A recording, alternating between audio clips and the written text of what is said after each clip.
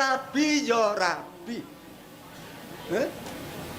Ning lumrahe kuwi ya ngepek apa tangga teparo, apa tangga desa, apa ya senajan ada kono watone tepung. Bapak biyen nate ngendika to, Pak? Piye? Nek Marsih niku rak mung sedulur akad to. Nah, ya. Tegese rak kula iso to omah karo Marsih. Rene niku mung ngadi akon-akon. Nggih ta? Wong niku mung sampeyan nemu. Kula kepengin bacot kelelabuhan sampeyan itu mindak becik. Rak ora kleru to nek kula ngepek Marsih. Pak, monggo kula pun bacot sumpah. Kula kepengin mikul dhuwur mendem jero asmane wong tuwa. Ning kanthi srana kula omah-omah karo Marsih. Nek kula ora kelakon dadi bojone Marsih, sak lawase trima kula ora omah-omah. Bel.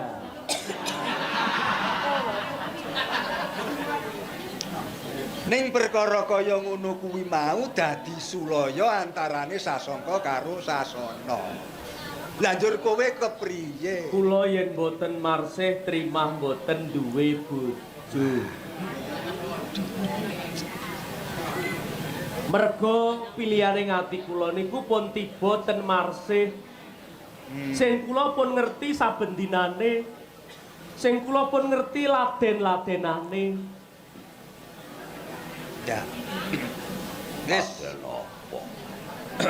Marsih? Marsih.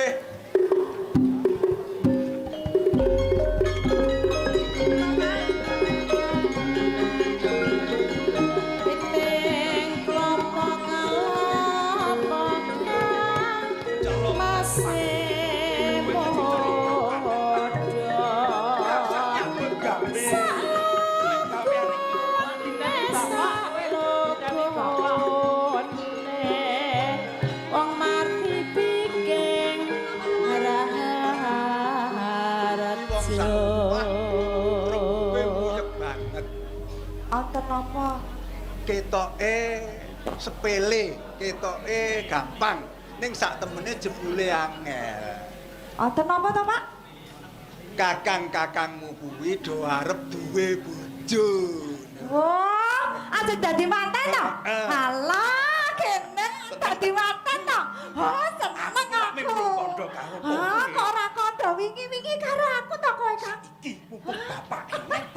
Seneng aku. Nah. Halah, kowe ya dadi manten bareng wong loro. Ora juang. Wah, seneng aku. Sesuk aku nak neng pasar umbah-umbah ana kancane. Piye?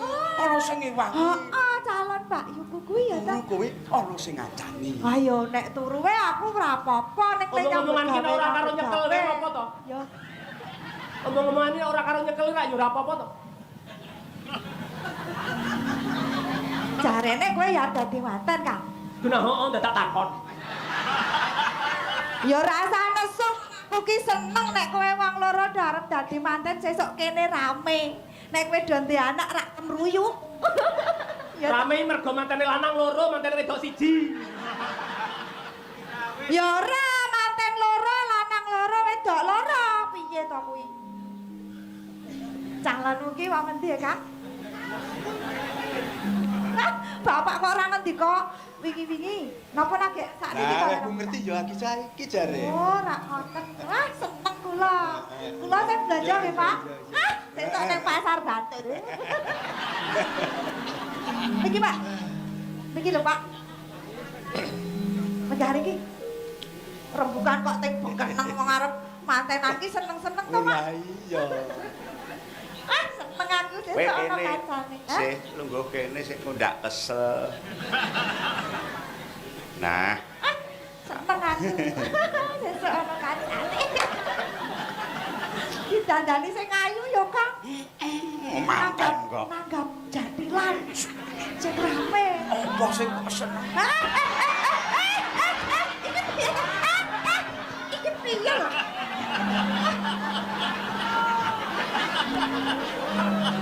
Pripun to Pak niki rembugan apik-apik kok.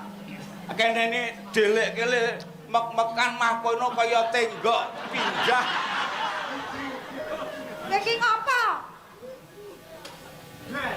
dadi manten ki sumringah. Aku yo sumringah aku seneng anggere ndelok kowe iki jan. Yo, seneng. Kula sing blanja nggih. Iya. Wah, sesuk numpak Tosa.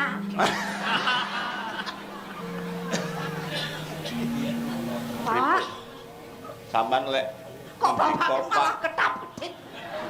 Kuwi mergo mikirke nek aku karo Kakang Sasongko dadi manten tenan iku kudu saora-orane senthonge dileti triplek.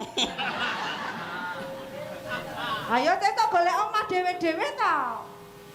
Gitu, Pak. Sesuk nek pun do dadi manten gek kula. Ayo bareng. Hah? Bareng ki jur karo sapa ora benjano. Lungguh kene. Nggih. Seneng kula Pak sesuk mriki rapi. Atimu seneng banget. Wah, nggih. Gitu. Nggih. Kuwi aku ngampet banget tak kandhane. Pripun? Awang bapak sing ajeng emo kok malah bapak sing ngap. Sik, aku ngarep mau kandha. Nggih. Perkarane iki sepele, kaya gamping, kaya gampang. Ning sejatine jebul angel banget. Angele ngen pundi? Nah. Anggere pun ijab rampun-rampun. Iya, anak kuwi iya. Ning angele kene iki ya. Ijab kowe trima, Pak. Oh, aku yo ijabe trima, bar ijab jur.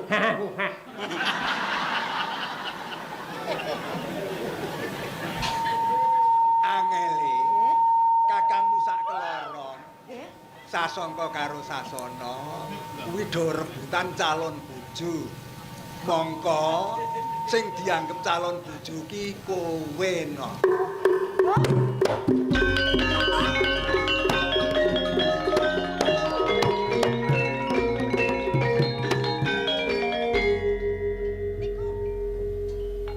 Niku wis to, Pak? Lah kaya ngono kuwi aku njur dadi mumet to. Aku dumuni priye? Lah kok kula niku pripun to, Pak? Lah takono kakangmu sak keloron kuwi. Niku ra mboten do edan kok. Kok edan. Lah kowe iki enak kok pe bojo aku ki piye? Ora apa-apa to. Kok ora apa-apa piye? Kowe cah wadon, aku cah lanang. Lah ning aku ra adimu to, Kang. Adik rak mek ngakon-akon. Mula nek sing basane pas, aku rasa ngarani kowe Mbak Yu, kowe dadi tekku. Malah medeni, Pak. Ya engko anggere Ora usah wedi, ora apa-apa. Ora lara kok. Pak, kula mboten purun. Lah, Awang duwe bojo kok kaya tuku tempe. lha kula aku sak jatine iki wah ya bunek tenan lho. Njur arep piye lah aku gawe putusan. Mongko nek kowe ratu muli mutuske sih. Mutuske piye? Milih salah siji ngantarane aku apa dene Sasana. Omah kene iki ora bakal tentrem. geger. Mesti geger. Wis mingkari kowe kudu nemtokke pilihan. Iki penemune Sasongko.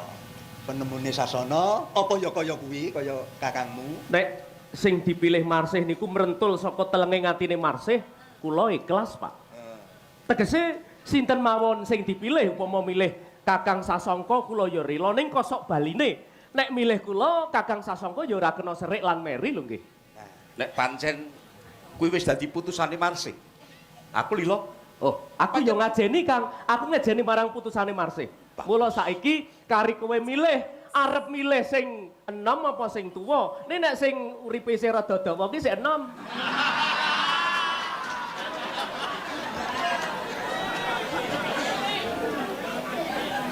Pati urip kok njur ming dipadake umur nom karo tuwa. Iki perlu dipikir kanthi weninge ngati. Lah nggih, lah napa mikir wening niku ming sak detik. Bapak niku aku lho bingung Pak nek ngeten iki. Lah aku Ye. wis Nek mboten milih mawon pripun? Kok ora milih? Ki njur sing arep milih kowe sapa? Oh, nek nganti kowe ora dadi perawan tuwa ndah polahe dalijo. Oh.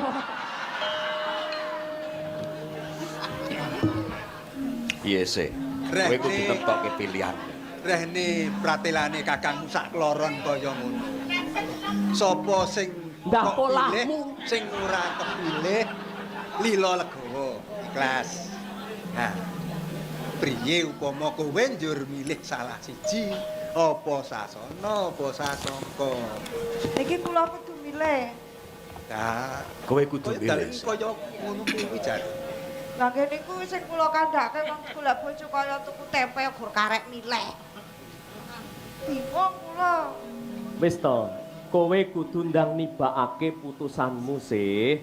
Ben ora kedawa-dawa perkarane. Ki wis tak manis-manis ki, wis tak demes-demes ki. Mbok-mbok kepilih. Iki aku dadi seksi lho ya. Dadi sapa sing dipilih, sing ora dipilih aja runtik atine. Ikhlas, Pak. Semono uga kowe Sasongko. Nek ora dipilih dening Marsih, ya sing legowo. Nggih. Marsih tetep dadi adimu. Nggih, Pak.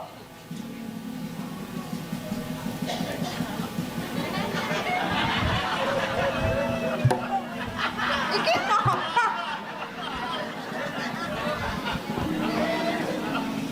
Aku bingung lho Kang iki. Kowe ora perlu bingung nek pancen kowe kudu milih Lah sing kowe iki wong enom. loro iki padha.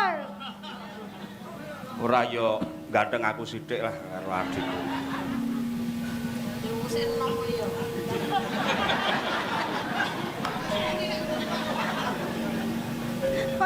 Kakang. Nek aku milih Kakang Sasana kowe ora apa-apa tenan.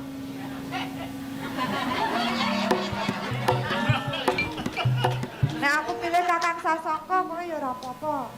Nek pancen kuwi tulus lan tumus saka atimu aku tilo. Ya wis nek ngono. Aku tak nentokke pilihan. Ya, Kula tak nentokke nggih, Pak. Iya, iya. pancen wis pas kok nek kowe milih aku ki. Wis urung to iki? Kakang. Aku milih Kakang Sasongko. Sasongko. Sasongkone aku. Lah ya aku milih kowe. Sasongkone aku. Lah milih iya, aku milih kowe. Kowe milih aku.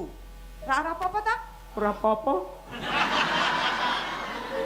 Lah ya aku milih Tenan, kowe Marsi. sing tua to Kang. Ja. Mengko ndak aku kualat. Rening Sasana mau wis kandha.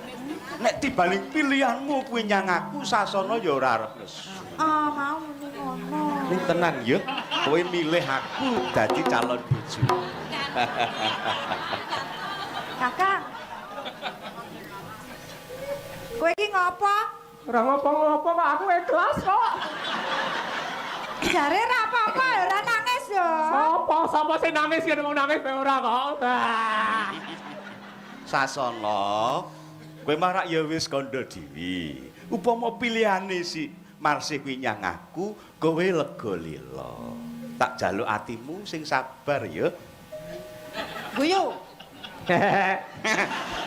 Janjine ora nangis kok mbak kembi. Kang, aku Piye di? lilo. Tenan Nek ya. pancen Marsih ki ya wis milih kowe mbok menawa Jeh, pancen pepancasaning Gusti sing gawe urip ki ngono kuwi. Wis aku melu seneng. Tresnaku marang Marsih bakal tak wujudake kanthi nyawang atine Marsih seneng. Matur nuwun Di, matur nuwun nek kowe ngiklasake. Kowe ki arep ndi? Sasana, kene Arep ndi? jagongan kene Ora, Mbak aku ini. arep lunga. Wis aja. Kene jagongan Ora, aku arep lunga tenan aku. arep ning endi? Arep neng Pontianak. Wis Piye kae lho, Kang?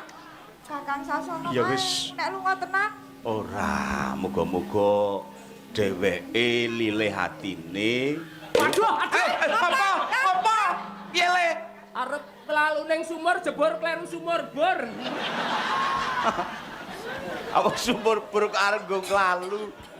Pak, Piye Sasongko? jenengan nyekseni nek pilihane Marsih tiba ten. Iki, Pak. Pak, Ah, jam iki. sakniki kula nyuwun lilah panjenengan murih tangga tepalih niku njur do ngerti nek kula dadi calon bojone Marsih nggih malah prayogane lek apa nggih lek resmi kula omah-omah kalih Marsih ya ora kudu dirupian-rupianke ngoten Pak Ngono ya Sasongko. nggih Manut wawasane wong Jawa. Nggih. Dadi manten kuwi nganggo petung ing samu barang. Nggih. Amrih. Nggih. Becik kedadeane ing sak pemburine. Ditung napane, Pak? Ya ngitung taune, ngitung sasine, ngitung dinane, tanggale sak piturute. Kejaba kuwi duwe gawe mantu ki ya ragat nggih. Nggih. Ragat sinambi golek ragat. Konjur ngenca sasi dina. Lah wiwit ngenca dina sasi sak piturute kuwi wiwit padha ndedonga. Nyuwunana ngersane Kang Murbeng urip Nggih. supaya ing sak mengkone bebrayane sik penganten sak timbit tetep lestari ganjarane cethek cepak ya diwenehi kamulyaning urip kang sejati. Nggih pripun mawon ning sampeyan iku tiyang sepuh kula manut kalih kersane Bapak, petang-petange Bapak murih gesang kula karo Marsih niku bisa guyub rukun antut runtut ngantos delahan mangke. Nah, sawetara Nggih. kowe karo Marsih ya isane mung lagi tak apa resmekke lolehe pepacangan ra. Dadi dipun resmekaken namung pacangan rumiyin. Ya. Nggih, mboten napa-napa. Sing baku ati kula pun mantep. Ya. Mergi pilihane Marsih tiboten kula. Malah ngeten, Pak. Piye? Kula ajeng kandha kalih Bapak. Reh ning ati kula pun tentrem, kula wis duwe calon sisian. Heeh. Reh ning benjang nek kula pun resmi dadi bojone Marsih, gelem ora gelem rak kula niku kudu nyukupi kebutuhaning urip, kebutuhane Marsih. Lah iya, kuwi dadi tanggung Jawab kula. Nah, terus karepmu Kula tak golek gawean. Kula nyuwun pamit tak golek gawean ten Kutagara Lowano. Lah iki manut kabar sing kula tampa, Lowano niku tasih mbutuhake prajurit andungan sing kangge njagi kekiyataning Kadipaten Lowano. Ha sinten ngertos nek pasuwitan kula niku mangkih ditampa. Tegese kula wis cekel gawe. Saora-orane kula iso nyukupi kebutuhaning keluarga. kekarepanmu kowe arep mlebu dadi prajurit. Nggih, Pak. Lho anu ki adoh lho. Ha ya ora apa-apa to, Sih. Aku melu wae. Us. Aja kaya ngono kuwi. Nggih to, Pak, mboten napa-napa to, Pak. Melu kepiye to, cah wadon? Nang omah wae wong aku kuwi golek gawean durung karuan ditampa kok. Ha? Mengko nek wis ditampa aku dadi prajurit, kowe tak kabari. Ngono? Njur kowe melu ning Kutagara urip bareng karo aku ora apa-apa. Ning saiki kowe ning omah momong bapak. Ning njur nek umpamane tekan kono ki terus ngabari ngomah. Aku mengko tumuli ngabari nek aku wis oleh gawean. Ya aja suwe-suwe lho, Kang. Ya aku ora iso nemtokke suwe lan orane. Mergo kejaba Lowano kuwi ra adoh. Durung nek aku ning papan kono ki njur ditampa nek ora. Ra urung karuan to. Mula ngono wae. Bapak nyekseni. Ya, nggih. Rening kula golek gawean niku ra urung karuan ditampa. Monggo papane adoh ten Kutagara Lowano niku. Karben atine Marsih mantep Bapak tak aturi nyekseni. Piye? Cilik 6 sasi gedene nyang setahun. Aku mesti bakal menehi kabar mulih mrene. Oh, ngono. Heeh. Ya. Cilik 6 sasi gedene nyang setahun. Aku menehi kabar keluarga. Ya. Upama luwih saka kuwi aku ora ngabari wong omah. Mbok menawa aku wis dadi korban utawa nek prajurit ki diajokke perang kuwi ra njur disogo tumekaning pati. Pesthekno yen aku tumekaning pati. Ngoten niku, Pak. Pripun? Yo sing jeneng dadi prajurit ora kena sak karepe dhewe. Kudu Nggih. nganggo pernatan Nggih, ing nggih. kadipaten kono. Nggih, Pak, nggih. Kowe njaluk ina. Cilik lho 6 sasi 6 gedene sasi setahun. gedhe setahun Kal ngabari Mah nggih. Ngono ya sih ya. Ya, ning ngabari tenan lho, Kang. Iya, malah Aku tak budal iki mumpung sisih esuk. Sandanganku cah Wisna, mengko tak gawane budal lunga ning luar. Ya. Disangoni napa nggih, Pak? Sasongko, Nggih. kejaba aku nyangoni pangestu. Nggih, nggih. Pusakane Bapak minangka kanggo sifat kandhelmu olehmu suwitana kadipaten luar tampane. Matur nuwun Pak iki. Mugi dados rono sifat kandel kula nggih kula bali dados perjurit Pak. Ning sing ati-ati lho ya. Nggih, nggih, nggih. Ayo kowe tak sangoni tema kae. Pak. Ja. Kula nyuwun pamit Pak, nyuwun pangestu nggih Pak. Ya, ya, ya. Ayo. Dalah.